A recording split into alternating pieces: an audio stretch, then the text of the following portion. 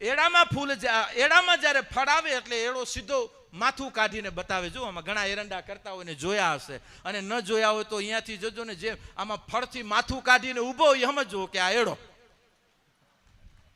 મારી ભાષામાં કહું છું, બાકી પછી વધઘટ તમારે સમજી લેવાનું. માથું કાઢીને ઊંચો નીકળ્યો હોય સમજો એ એડો છે. બીજો કપાસમાં જ્યારે ફળ આવે એટલે એ મોઢું ફાડીને બતાવે કે જો મારી કને આટલો કપાસ છે, જોઈ લો મારી કને આટલું છે કપા. અને ત્રીજું, આંબામાં જ્યારે ફળ આવશે, જો હમણાં આંબા ફળની સિઝન છે, આંબામાં ફળ આવશે એટલે આંબો ઝૂકશે. આવો બાપ, છાંયો લે મારું ફળ લે, વિહામો લે. એ આપણો સમાજ આંબો છે બાપ. આ સમાજ, એટલા માટે સમાજનો આંબો આપણે રચીએ છીએ, કારણ કે આંબાના કુળના છો, આંબાના વંશજો છો. માટે આજે એડાના પાક લેજો, જેને કહેવાય કાલાના પાક લેજો, કપાના, પણ એના સિદ્ધાંતને ક્યારે આપણે હૃદયમાં નથી લાવો કે જે ફળ વતાવતું હોય અને માથા કાઢીને, જો જેને માથા કાઢીને જે ફળ વતાવે એ એડાને આપણે નીચેથી નથી કાપતા, સીધું જ માથું જ વઢાય. હાલે લે બહુ નાખા હાવ ઠૂંડો કરી નાખે. પણ કપામાં જે વતાવે એ પેલું જ ખાલી થાય કે લે, પછી કાલું રે કાલું. ટૂંકમાં બાપ, આજે આંબા જેવો મારો આ સમાજ, અને આજે એની છાયા, એની ફલશ્રુતિ મારી આવતી પેઢી. આજે 75માં વર્ષે આજે જ્યારે યાત્રા કરીએ છીએ, બસ હવે શતાબ્દીની તૈયારી કરજો બાપ.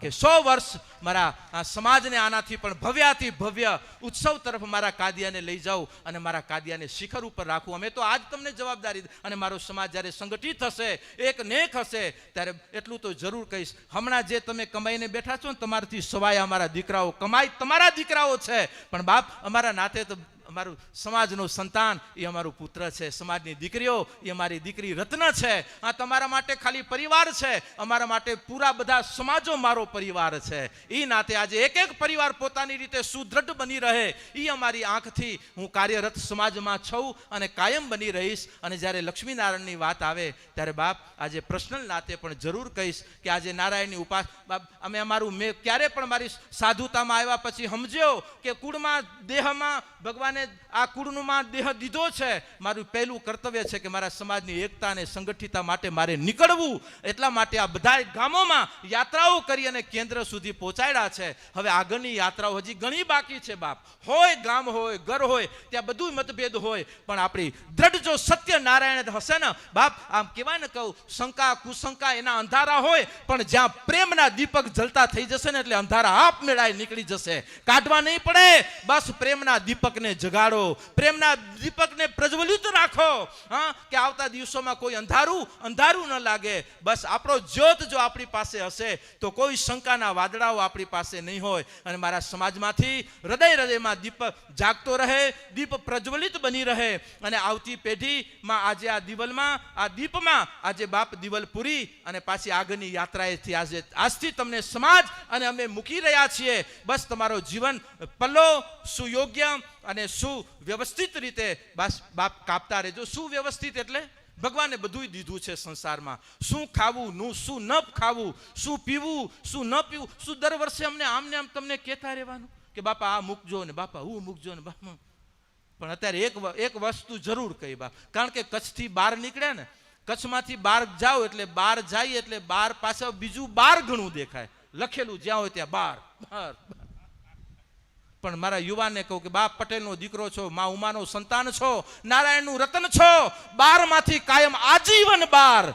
મા ઉમાના પટેલને સોગંદપૂર્વક કહું છું બાપ, નીકળો કચરાઓમાંથી, ભટકો માં, અને આવા ખાડામાં બીજાને નાખો નહીં. જગતનો તાત પણ આખું કુળ એમાં, જેમાં નાશ થઈ ગયું એક વસ્તુમાં. આજે હજી આપણે નથી સમજતા બાપ. યુવા ધન આજે પોતાની મસ્તી માટે જતો એ અલગ વાત છે, પણ આજે પોતાની યુવાની ખાલી વ્યસનોમાં સસ્તી કરી દેતો હોય એની અમને દુઃખ છે, એની અમને પીડાઓ છે બાપ. કે તમે તમારા યુવાનીને અને તમે તમારી ગૌરવતાને હાવ મસ્તીમાં હાવ સસ્તી કરી નાખી. કેનો દીકરો છો બાપ, કેના રત્નો છો, કેના વંશજો છો. એટલા માટે આ સમયમાં આપણે આપણા પુરાતન ભૂતકાળનું સ્મરણ શા માટે દીકરાઓને કરાવીએ છીએ બાપ? તું જેનો તેનો નથી, તું કોનાથી છો, તું કોણ છો, તમારા વંશમાં કયા થયા બાપ. આપણો ભૂતકાળ